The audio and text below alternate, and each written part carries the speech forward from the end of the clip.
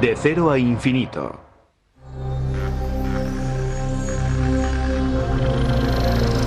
Del nivel subatómico al sistema solar.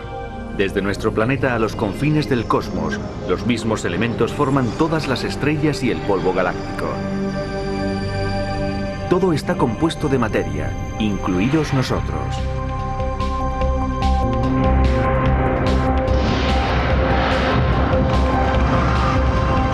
Al principio no existía esta profusión de elementos ni tanta confusión.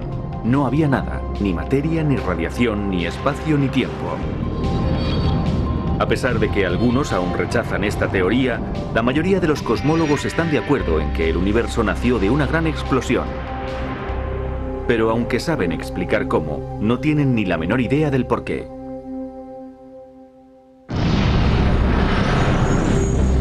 Con el llamado Big Bang, el universo explotó a partir de una partícula infinitesimal, inflándose dentro de sí mismo. En la actualidad dicha expansión continúa y la distancia entre las distintas galaxias se hace cada vez mayor. El Big Bang ocurrió hace unos 14.000 millones de años. En una minúscula porción de un segundo la materia se multiplicó por 100 millones hasta ocupar menos espacio que un átomo. En otro instante había crecido hasta alcanzar el tamaño de una galaxia.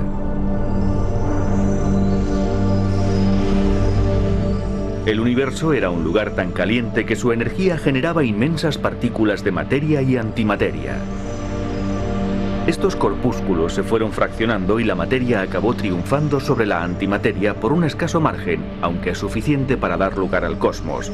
Para entonces la temperatura reinante había disminuido a 1 billón de grados centígrados. Cuando aquello llegó a su fin, el universo tenía una edad de unas 10 millonésimas de segundo. Los físicos intentan simular aquel suceso con un colisionador de iones, dos anillos que aceleran iones pesados en direcciones opuestas. Al encontrarse a velocidades cercanas a la de la luz, los iones chocan con tremenda energía y producen montañas de partículas subatómicas. Este acelerador de partículas, situado en el Laboratorio Nacional de Brookhaven en Estados Unidos, tiene un perímetro de 4 kilómetros. Y dentro, por un instante, podemos contemplar un universo en estado embrionario. Nos hallamos en un plasma formado por partículas subatómicas, quarks y gluones.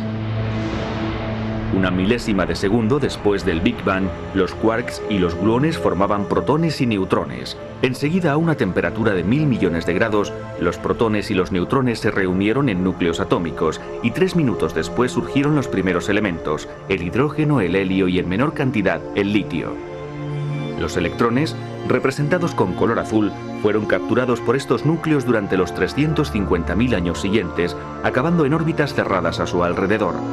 La temperatura descendió hasta los 3000 grados centígrados. Al quedar encerrados en los átomos, los electrones dejaron de bloquear el paso de los fotones luminosos. De repente la niebla se despejó y el universo se hizo transparente. Y así empezó la era de la materia. Las nubes de hidrógeno y helio formaron galaxias, las galaxias cúmulos y los cúmulos filamentos. Y lo mismo continúa ocurriendo hoy. El universo sigue expandiéndose y enfriándose. Y su expansión es la prueba principal del Big Bang.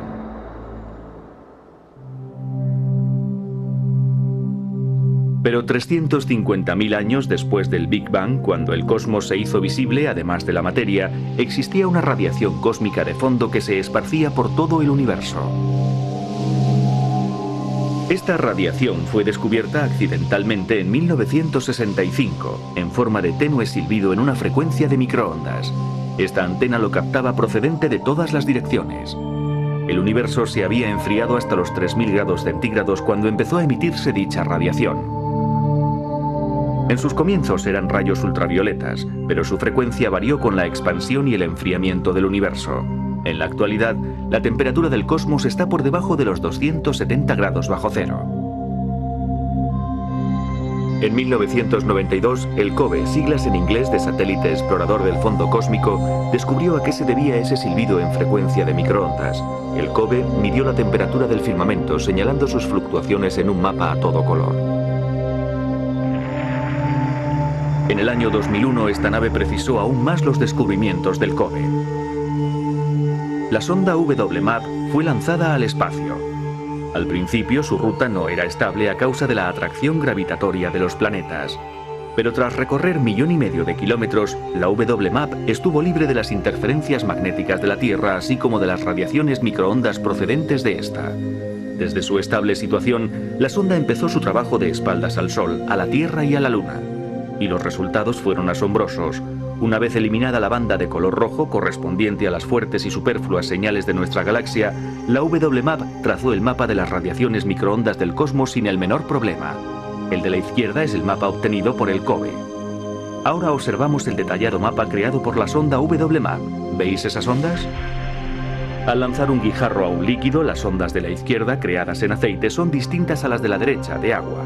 La forma de las ondas queda determinada por el medio, además de por el número de guijarros, su tamaño y su masa. Estas ondas muestran las variaciones de densidad en el universo temprano. La explosión resultante del Big Bang no fue uniforme. La materia se apelmazó y formó cúmulos. El mapa de temperaturas de la WMAP revela esos cúmulos. Esta fue la semilla de la inmensa estructura del universo. Una estructura que fue variando a lo largo de 1.000 millones de años. Las galaxias se agruparon formando filamentos entre los cuales se abría el vacío. Y nacieron las estrellas. Por todo el universo se hizo la luz, como dijo un astrónomo. Por todas partes los gases se condensaban y cogían temperatura hasta iniciar un proceso de fusión nuclear.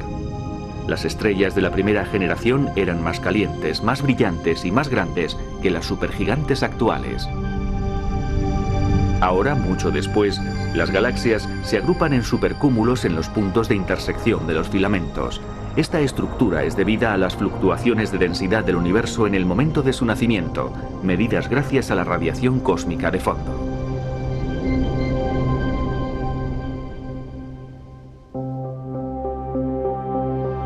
El universo está compuesto por 50.000 millones de galaxias.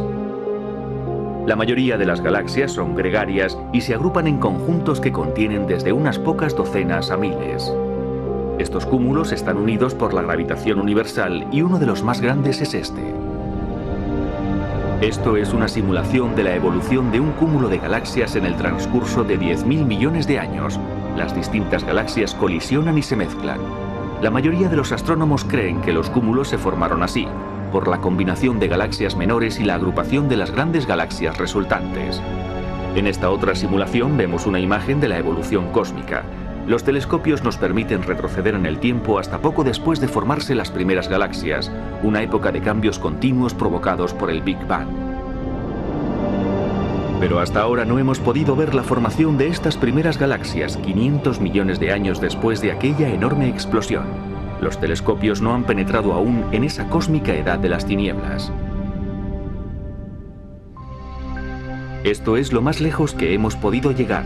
Lo que vemos parece un espacio aparentemente vacío, pero no. Tras él hay puntos de luz.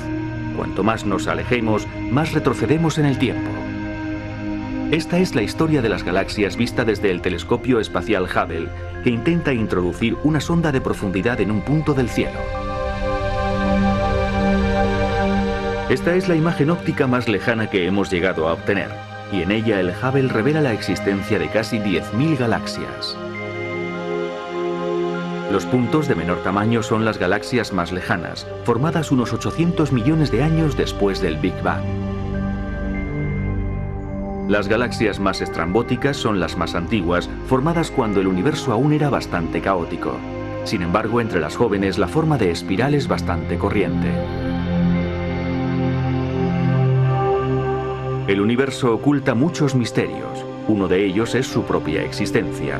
Otro es el de este montón de galaxias. Los astrónomos creen que datan de hace 11.000 millones de años. Pero ¿cómo pudo desarrollarse tan pronto una estructura de tal tamaño?